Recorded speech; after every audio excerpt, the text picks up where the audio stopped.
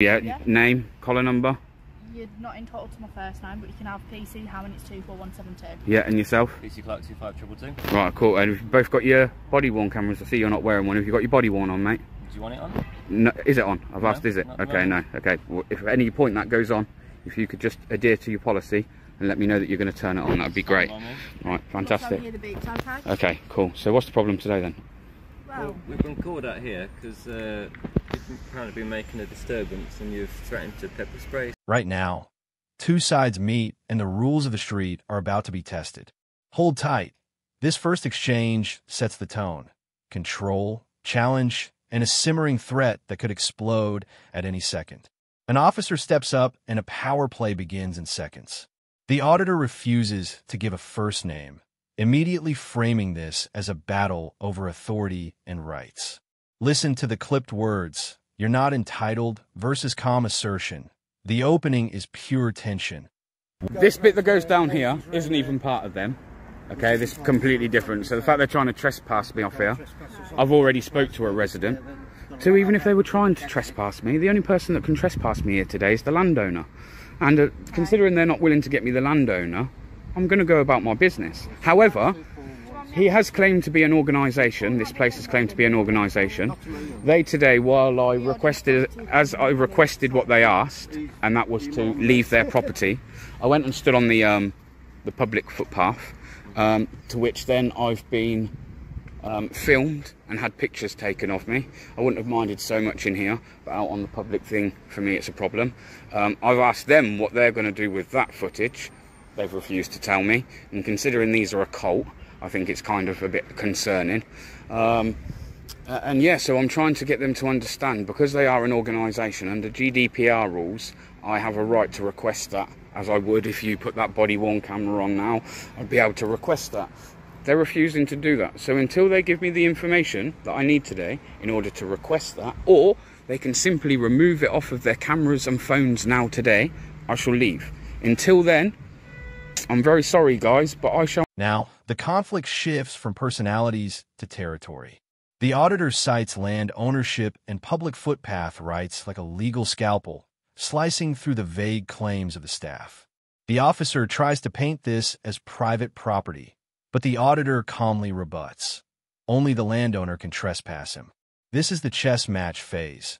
Precise moves, legal references, small victories won with words rather than... They've put unwanted contact on me, which again the camera picks up. So my question to you two today, considering you're here to enforce the law, is will you be making an arrest of assault today? We don't know, because we don't know. Okay, well I'd like to tell you that two assaults have taken place in there. One on myself and one to this gentleman here.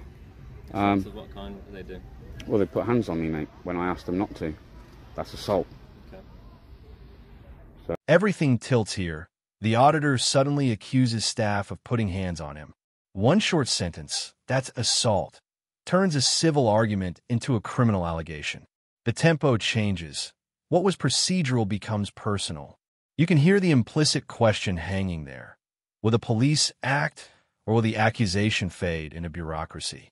This moment is the pivot. Allegation equals consequence, and both sides know it. Once you've gone and got their details first, then I'll give you mine. But until I know, and actually, yeah, I don't even have to give my details. You only need an email address. If it goes through to the CPS, then yes, you have to give your details. To make contact, you only need an email. I know, but that's on your own website. Right. And also, as I say, I'm reporting an assault. When we take a statement of complaint, we ask for your name, your address, your phone number, your date of birth, your current job situation, and if you would like to make a victim personal statement at the time. Well, I think it's a bit strange that you're asking me for my details before you've gone and got the details of the person that's committed the assault today. So you've regarded us, you've come to us with a complaint, we've asked you if you'd like to make a complaint, which you stated yes, to which I've asked if I could take your details, if we could... And I've said, once I know that you've taken their details and you seem to be pursuing it, yeah, then I will give you mine, because I'll be... Tension becomes technique. Officers ask for the auditor's details to take a complaint, a routine step, but the auditor refuses until they obtain the suspect's information first. It's a smart, strategic stall. He weaponizes procedure to force accountability. The exchange exposes institutional friction. Who trusts who? And why should one side disclose before the other? This scene is less about shouting and more about leverage. When you can't force action, you force paperwork. Provide further details. I just don't understand why you've come out of there with no one in cuffs. If I'd have walked in there and assaulted somebody, I'd be getting arrested today. But yet, once again, you guys are going to show yourselves for being the useless force that you are. And again, please don't take that personally. This is against the force, okay?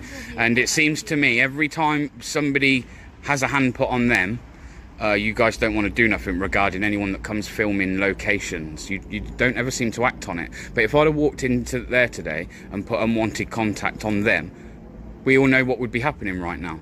So I don't understand, when I've reported an assault, how you've came out of there from the person that assaulted us, yeah, and now you've come out with no one detained. It's also our decision as officers. I know, and your discretions are absolute nonsense. Then Frustration boils over into confrontation. The auditor openly questions police discretion, accusing the force of double standards and calling it out as useless. His language is sharpened for effect. It's designed to bait a reaction and spotlight perceived injustice. The officers hold firm.